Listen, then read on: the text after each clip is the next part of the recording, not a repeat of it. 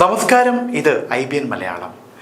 ആലപ്പുഴയിൽ മെഡിക്കൽ വിദ്യാർത്ഥികളുടെ മരണത്തിനിടയാക്കിയ വാഹനം വാടകയ്ക്ക് കൊടുത്ത ആളെ ഇങ്ങനെ വേട്ടയാടേണ്ട ആവശ്യമില്ലെന്ന് എഴുത്തുകാരനും വലതുപക്ഷ നിരീക്ഷകനുമായ ഷാബു പ്രസാദ് ഫേസ്ബുക്കിലൂടെയാണ് അദ്ദേഹം തൻ്റെ അഭിപ്രായ പ്രകടനം നടത്തിയത്.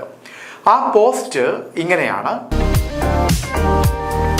സ്വകാര്യ വാഹനങ്ങൾ വാടകയ്ക്ക് കൊടുക്കുന്നതും എടുക്കുന്നതും നിയമവിരുദ്ധമാണ്.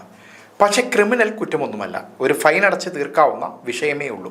നമുക്ക് മറ്റു ചില നിയമവിരുദ്ധതകൾ കൂടി നോക്കിയാലോ.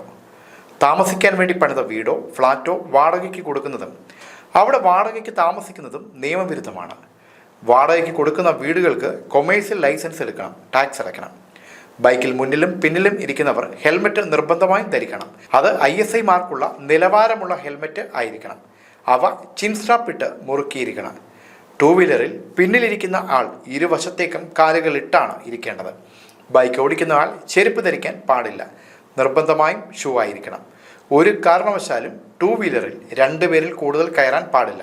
കാറുകളിലും ബസ്സുകളിലും സീറ്റിംഗ് കപ്പാസിറ്റിയിൽ കൂടുതൽ ഒരാൾ പോലും കയറാൻ പാടില്ല.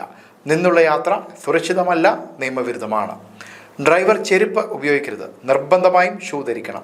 എങ്കിലേ ബ്രേക്കിലും ആക്സിലേറ്ററിലും ശരിയായ ഗ്രിപ്പ് കിട്ടുകയുള്ളൂ. രജിസ്റ്റർ ചെയ്ത് ടാക്സ് അടയ്ക്കുന്നവർ മാത്രമേ ബ്രോക്കിംഗ് ചെയ്യാൻ പാടുള്ളൂ. വീടുകളും വാഹനങ്ങളും എല്ലാം.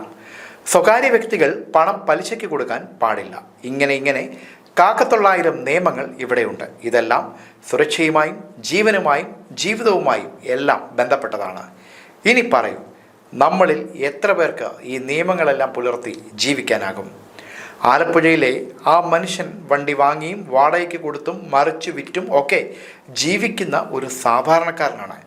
ഇങ്ങനെ ഉപദ്രവിക്കേണ്ട കാര്യമുണ്ടോ?